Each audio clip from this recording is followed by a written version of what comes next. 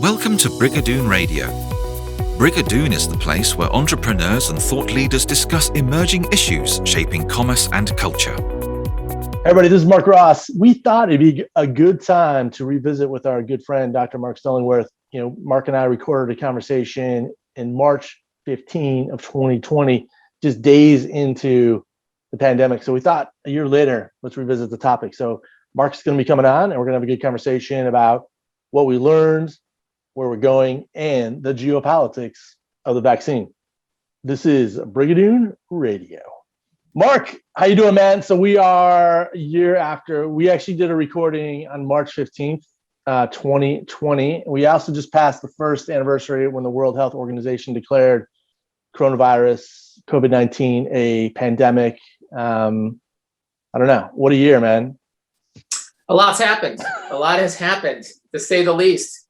We've had a turnover in the White House. We've had the development rapid of a vaccine. I mean, we've had some amazing and pretty horrific things happen over the last 12 months. So seeing it on the ground floor has been pretty interesting, to say the least. We moved from hydroxychloroquine to remdesivir, and then moving on into convalescent serum and multiclonal antibodies, all that stuff. And now we're, finally at the vaccine stage. And hopefully, in the next several months, develop some form of herd immunity, and we'll see how that works out, though. It's interesting, when we talked a year ago, and absolutely we've talked throughout this whole, crazy, life-changing experience. We were 4 or 5 days into it. Maybe there were a handful of deaths in the U.S. And now we're at, over 500,000 here in the United States. I think 2.5 million around the world. I wasn't prepared for seeing those kind of numbers. I don't know what you were. Just the devastation that this disease has caused is really shocking, to be frank. I mean, from my perspective, what do you think? I mean, you're much closer, obviously, to medicine in general, and just understanding how fragile life is and just how delicate the human body is. Should we be shocked by these numbers, or is it just how life is so complex?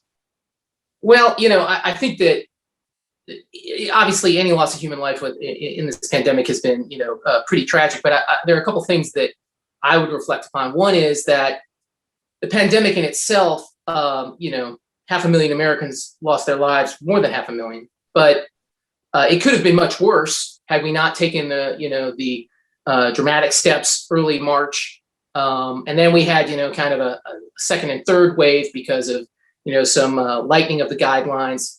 And then some, and then just some holidays. Honestly, January was probably the worst month for the United States when it came to, infection and maybe not necessarily with deaths. But the thing that's really interesting is that, it uncovered what I think is a fundamental flaw within the healthcare system, is that the availability of beds in the communities, the outlying communities, not the major metropolitan areas, was a significant problem. We had, difficulty transferring just fundamental patients like heart attacks, heart failure, valve issues to other campuses because they were occupied by COVID patients. And the extenuating, the incredible length that these patients could stay on ventilators, and then the sequela that would happen after that. I mean, it had a serious impact on the entire healthcare system. So not only were lives lost just with COVID, which are obviously, horrific, but they were also lost because we could not get people to tertiary centers in a timely fashion. So that's, I think that's one of the things that going forward, we need to really start thinking about, is that we talked about closing down these community hospitals because, for greater efficiency and kind of these hub and spoke models where, we would send our patients, to this centralized center. But I'm not sure that that's necessarily the best thing, particularly in a pandemic. And that may change may reframe our argument about our healthcare access in this country. Yeah, there's an article, I have no idea where this, but I think it was in the last few weeks, just about the amount of death overall in 2020 was, historic. I mean, not only just from COVID, but from all the other activities. And the whole infrastructure around this. I mean, we're still obviously going through this. We haven't had a lot of time to process it, but just how we handle healthcare in this country and just the access to assets is really amazing. Italy, I read today that they're creating some kind of like healthcare train where they'll literally put on people, take them to bigger population centers that have more infrastructure to handle healthcare. I don't know. I mean, this is such a black swan event, but you have to think that the next generation is going to be better prepared for a pandemic, and we'll have a better sense of like how to scale up and respond more quickly, which is probably a positive coming out of this. Yeah, I think it's an indirect byproduct of globalization to a certain extent, simply that, when you have an interconnected world like we do now, what happens in Wuhan, China is going to have an impact here, can have an impact here in the United States. And, the next, we don't know where the next virus is going to come from. The last serious pandemic was in 1918, and, we're over, 103 years from that. But I suspect that the next one will happen, much sooner than that. And I think we will be better prepared. I also think that we're going to be better prepared just to handle routine infections like pneumonia and flu and all of those things that I think have kind of opened our eyes to, the possibilities of, just simple changes that we can make in the way that we manage patients can reduce infection and help decrease the spread of these diseases and have a positive impact long term. No, I love that you bring that up, because I remember, obviously we talked, going back to March 15th, and listening to that recording, and just being marveled by like what Boris Johnson was going to do, or was Sweden going to do with herd immunity, right? And then, I remember talking to you maybe 6 months into this, just saying, hey, we've got a better sense of like what to do when a COVID patient comes in. I mean, those early days, there was really no idea what the hell to do. And you were talking about the different vaccines or treatments, or and obviously it does seem like, I don't want to put words in your mouth, but I imagine as a healthcare professional, this has been like an additional graduate degree, because it's just the amount of additional research and time you're spending with patients and figure out how to better care for them. Hopefully that's going to be a positive outcome as we perform and go forward. No? Yeah, I would agree with that. I think that I've got two new graduate degrees, since I finished my training. One was during Hurricane Katrina, and handling a massive disaster that happens rapidly, and then you have something like COVID-19, which is kind of a slower moving, disaster, but still obviously has significant consequences. But the thing that kind of unites those two is the lack of information at the beginning. And so then you don't know what you don't know at that particular juncture. And you're trying to treat these diseases the best way that you can, but ultimately, it takes time and it takes resources to better understand what's going on. Remember the toilet, the toilet paper runs on, in the beginning of the pandemic, and people, hoarding food and all of those things. And our infrastructure obviously could withstand that, but, at the same time, that's the kind of paranoia that can make managing, an illness and managing a disease like this really, really trying, So that's something that we need to, going forward, we need to realize, is that better information management can play a significant role in managing and controlling the population and having a better impact in our communities. As we're recording this, Joe Biden spoke, kind of 50 days in office, but also, gave a really impassioned speech about, I need all my fellow Americans. We need to work with you. The U.S. government's buying more doses. I see in the state of Michigan just put out an announcement. They said everybody under or above the age of 16 by April 5th will be able to have, access to the vaccine, which is amazing. Speaking of New Orleans, I think they're restarting live music. Texas, which is, don't mess with Texas. They're going to allow the Texas Rangers to have a full stadium on opening day. There is a lot of excitement, a lot of energy, but me personally, I'm like, are we going to see another wave in a few months? Shouldn't we be more cautious? We still only have a handful of our citizens vaccinated as we speak. Yeah, I agree with that. I think that it's a bit premature to be opening up, the stadiums for a Rangers game. But I can tell you on the ground, on the ground here, we're talking about relaxing the restrictions that we have even in the hospitals. Right now, nobody can stay with the patients at this point. And so we're starting to think about that, but we're thinking about it in a much more gradual fashion. But, I had a conversation with one of the, internal medicine physicians here, and, getting kind of towards the herd immunity idea is that, we've had a lot of infections already. People have been exposed, people who basically survived those infections.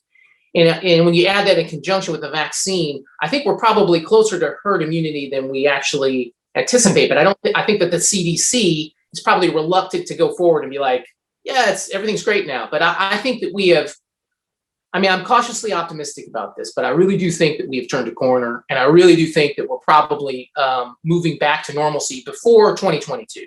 I am worried that, people will get a little too enthusiastic and maybe we might have a fourth wave, particularly with the variants that we've seen, in Great Britain and the South African variant. So we have to be a little bit more concerned about that. But at the same time, I am cautiously optimistic that things will return to normal.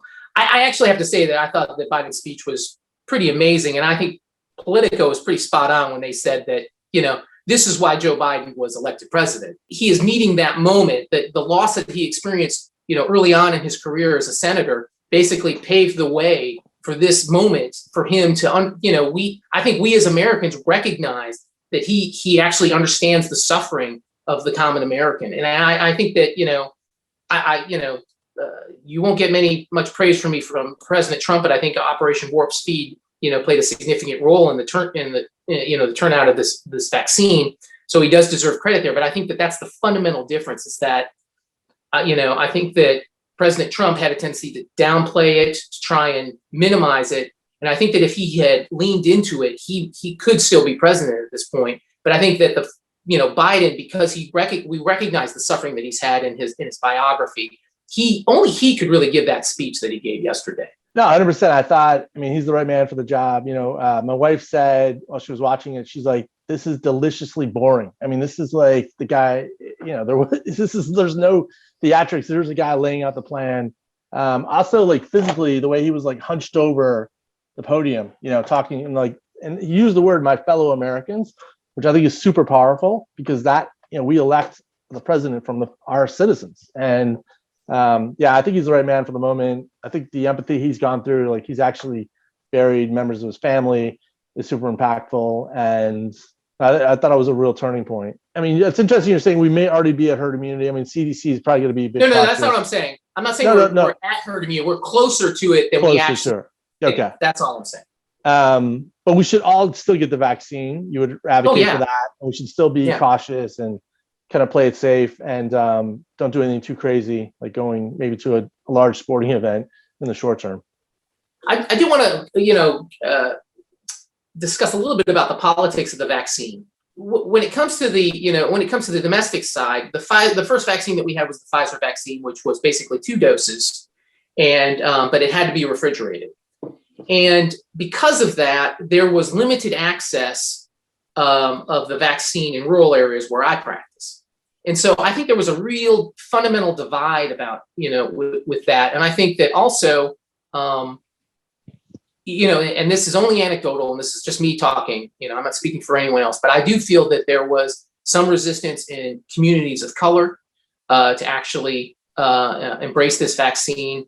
And I think that, going forward, one of the big domestic problems that we have with this rollout is not necessarily a problem, but a challenge, shall we say, is that we need to bridge that rural divide. And we also need to, convince communities of color that this is in their best interest, and that's a real challenge. I think it'll be easier with the Johnson & Johnson vaccine because it doesn't have to be stored at such a cold temperature and it's a single shot. So I think going forward, we'll be able to meet those challenges. But at the same time, I think that there's a lot left to do before we, put this behind us, long term. Yeah, 100%. The polling I've seen, you only have like 65 to maybe 70% of U.S. citizens actually want to take the vaccine. That leaves like 100 million people in our country that don't want to take it.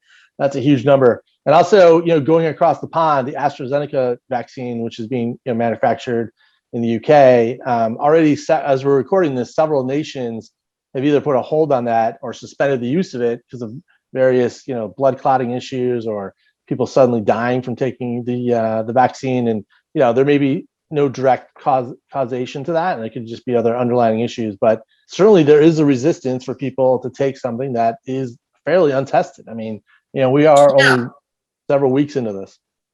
Well, so going back to the Pfizer vaccine, it is a mRNA vaccine, which has never ever been utilized in a vaccine. And, to that point, there are several physicians that I know personally who won't take it because they are afraid of the side effects. I took the vaccine, and the majority of the physicians in my community did. So there is some resistance. It's a double-edged sword. You're trying to roll this thing out as fast as you possibly can to immunize as many people as you possibly can, but there are consequences, to these vaccines that may be unforeseen. So you have to be careful with that. I think that AstraZeneca, they're going to put a pause on that and probably do some research and figure out what's going on. But COVID-19 itself can produce a hypercoagulable state. Yeah, that's what's interesting. I've heard that. Yeah. Is it a byproduct of the vaccine, or is it indirectly a byproduct of the infection itself? And that's the other thing that goes back right to the beginning of this conversation. We don't know. The greatest problem that we have right now is a lack of information, and I think that once when we look back on this, 15 years from now, it'll be clear, the things that we did right and the things that we did wrong. But it's hard when you're sitting in the middle of it to make that decision, of where to go forward. And I think that eventually AstraZeneca will figure out the reasons that their vaccine has an issue. But I think that if memory serves, I think Johnson & Johnson's vaccine was not as good against the South African variant as it was against getting to a city that we both love, the city of Detroit. The mayor of Detroit famously was offered the Johnson & Johnson vaccine. I don't know the number of quantities, but I guess the numbers, it's only 60 to 70% effective, and maybe the other vaccines are closer to 90. And the mayor of Detroit said, "I don't want the Johnson & Johnson vaccine." 2 hours later, he said, "Well, I misspoke. We'll take it." We presume we probably got a call from the White House. But that kind of, you're spot on, like that kind of access to information or disinformation or uncertainty, especially coming from elected leaders, is not helpful at all. And last night, as you talked about, Biden was like, "Listen, I'm going to tell you the truth as much as I know it, and we're going to say I'm going to deliver the facts on the situation." That's probably the best we can hope for. One point of correction here, though. I think that if memory serves, the about 30% of Americans are reluctant to take the vaccine. Probably any vaccine. right? In general, that's part of the issue too, right? Well, then the other thing, though, is that if you look at the Trump voters, 47% of them are unwilling to take the vaccine. So that's a pretty large disparity there. And I think that also goes to the some of the other issues we saw with January 6th and all these other things, that there's a lack of trust in government. It has been a constant diatribe of the right and to a certain extent even of the left that government is inefficient, government is not doing its job, government should stay out of our way. And now here we are, like, relying on the government to do one of the largest rollouts of a vaccine in the history of our country. And furthermore, a $1.9 trillion package to ease the suffering of Americans, but also there's child tax credit in there. There's it's one of the most progressive bills in American history. This is an example, hopefully, of government working for us. And that's a hard thing to sometimes swallow. That actually when we come together and we unite, we can actually do something pretty amazing. You have anti-vaxxers on the left, for sure. You got the anti-government folks on the right. Right. Which is going to lead to, which I want to talk to you about, this idea which is being kicked around, kind of vaccine passports to allow more travel. And are you going to have certain employers that are going to demand that their employees take the vaccine so we can return to some kind of normalcy in the workplace, and just all the unintended consequences around that, civil liberties? We haven't even vaccinated enough people, and yet we're already seeing challenges to why people might even want to take the vaccine, and how we're going to deal with that as a nation is going to be interesting. Yeah, I agree with you. I think that when it comes to the passports, I think that if you want to go to another country and they're requiring that, I don't think that I don't think you're in any position to argue against it, that it's an infringement on your civil liberties to do that, because you're traveling to another country. I mean, I just don't think that's unreasonable. When it comes to corporations mandating that you take the vaccine, in order to return back to work, well, I think there may be some issues there. There may be some questions about that, particularly people who've already been infected. we're going to have enough vaccine, by May for every person here, hopefully in the United States. So, I mean, if you don't want to take it, that's fine, and you can stand on principle. But the fact is that there are consequences to that stand. We have to assume that COVID is going to be around us almost, I don't know, it's going to be like the flu kind of situation. Like people, even next year or 2-3 years out, are still going to die from COVID because it'll still be lingering? Or do you see that it's actually burning out? Well, I foresee that it'll probably be a chronic problem. I don't see it as a, just something that flares up and goes away. I think that its impact in the community will be less because more people will be vaccinated, more people have been exposed. But that doesn't mean that it's ever going to go away. Well, it'll be like a flu. I mean, it'll become like a flu kind of situation where as a society, there'll be a tolerable number of deaths, whatever we feel that is as a country. And it won't be so taxing on the infrastructure. And the other thing is that we know how to treat it a little bit better now. And we can risk stratify people a little bit better. And we have medications that can actively treat these people. So, for example, one of the physicians I was talking to just yesterday had said that, in January, about half of the patients that he had in the hospital were COVID positive. Wow. Half. Yeah. And so it really, essentially it was bad in January, got to its worst probably early February. And then after that, it started to trend down. But now he's got, 2 patients, that are COVID positive. He's sending them both home, actually sent them home today. The treatment, will be there and we will be able to effectively manage these patients because we've seen so many of them now. And I think the pooling of resources internationally will allow us to develop the best strategy. Will it ever go away? Probably not. But I do think that I do think that we're going to have a strategy, and less people will die from it than in 2020. Let's go international. So, Mexico reportedly is going to buy almost 36 million doses of the Chinese-made vaccine. The Russian vaccine is going to be manufactured in Italy. There's reports now that the U.S. working with India is going to help, vaccinate hopefully Southeast Asia, competing against China. Is this soft power diplomacy nonsense? Is it important? Is it just the way the world is structured and just don't worry about it and get on with it? You and I have had this conversation multiple times. So 100%, this is a soft power move. I mean, who is best positioned in the Indian Ocean to counter the Chinese? Well, it's probably India, and so our relationship with India is absolutely essential, and playing a role in their vaccination program is a huge deal. I wholeheartedly agree with that.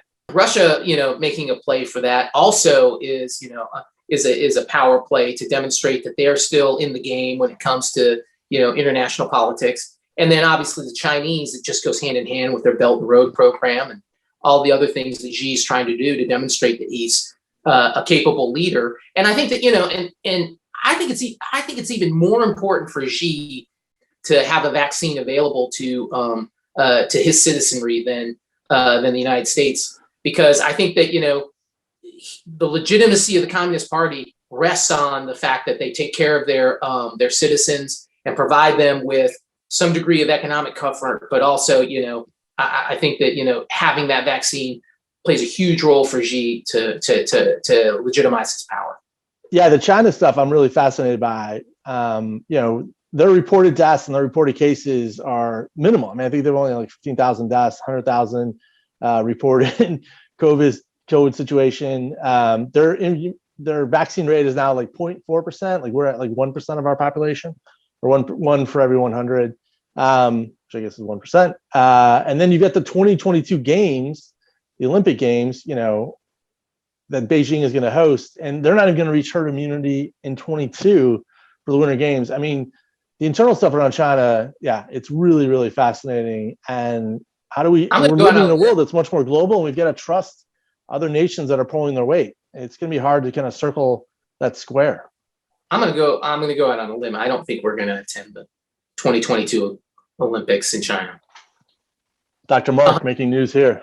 No, I'm 100%. And I think the rationale will be multifactorial. One is the treatment of the Uyghurs is, it was labeled genocide by the previous administration. I don't think that the Biden administration has gone out that far to say that, but I think that, there's going to be serious pushback for the United States to go there after making those kind of declarations and those kind of human rights abuses that we've seen, in China. So that's just one component. And then when you add the fact that they may not be completely immunized by the time these games start, and then I also think that look at the policies that Biden is employing right now. Are they that dramatically different from Trump from the previous administration? No. So I don't think the economic component is gonna be conducive unless there's some serious breakthrough. I just don't see how those three things don't prevent the United States from attending. Well, I think our friends at the Comcast, Peacock, NBC Sports Network probably have a different opinion. I'm sure they do, but that doesn't make it any less correct. So, we'll see. But no, you made some news here. As we close out, let me ask you, what should we be doing to make the lives of healthcare workers better? I mean, I think about, as you know, I'm terrified of going to the hospital. I can't even imagine doing it as a profession. I think the work you do is just amazing. I think the work the nurses are doing, I think people that got to show up and help deliver food, just amazing. Anything we can do as normal citizens who aren't really on the front lines, aren't on the coalface dealing with this day in and day out. There are a couple of things. One is, first, I want to echo your sentiments on this. Look, I'm just a cardiologist, okay? And, Well, no, I mean, seriously, I'm not on the front lines, okay? There are, hundreds of, there are hundreds of nurses in my community. There are hundreds of primary care doctors. There are hundreds of nurse practitioners. They're on the front lines dealing with this on a regular basis. And I have to say that, from a mental health standpoint, it has been very taxing on them to deal with, patients who get sick, have a prolonged course, and then they end up dying. And there are a lot of patients, in my practice that have passed away because of their illnesses, because cardiovascular disease is number one, a very large risk factor for COVID exposure. But I think that one of the things that's unappreciated by the communities is the mental stress that, physicians and nurses and other primary care providers have to undergo every day, to deal with things. And I think that there's a certain stigma for physicians and primary care providers to seek help. And I think that that's a fundamental problem. If we could, I think mental health in the United States has been an under-addressed issue since the Reagan administration. But I think that if there's anything that could happen that could help physicians and primary care providers is basically to be able to reach out and say, I need help. I'm having trouble with this. I'm struggling with this, and I need some help. And not to be ashamed of it, and not to be, and to have the resources available to them so they can address it. It's been a really hard year for primary care providers in this country, and some of them have lost their lives treating the patients in our communities. Yeah. And what more do they have to sacrifice in order to make progress on the mental health side? I just think that that's doing them a great disservice. Well, I appreciate you making the time. I appreciate your work. I appreciate your friendship. Hopefully I'll get to see you in person sometime in 2021 and we can have a meal together. Maybe. I don't know. We'll see. Hope springs eternal. Hope springs eternal. Maybe we can go to the Winter Games in Beijing. If the U.S. doesn't go, maybe we can go. Maybe I can finally make the Olympic team. No, what we're really going to do is the Premier League. You're going to take me to a couple of Premier Leagues. You promised. We're going. You're in. We're going to take you to Leicester City, Burnley, and Manchester United.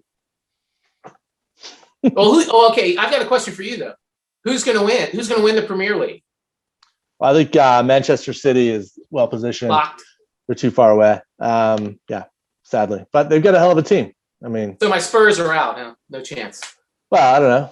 I don't think the Spurs have a chance. They certainly have the best coach in the league with Jose Mourinho. And the great thing about Tottenham is they have the best logo in the league. Is there a better logo? No. I don't think so. Of course not. Come on. I don't think so. But no, we should check that out. They have a new stadium too. So let's add that to the list. All right, man. Love it. So thank you very much, everybody, for listening. We'll talk to you soon. Thanks for listening to Brigadoon Radio. Brigadoon is where entrepreneurs and thought leaders gather.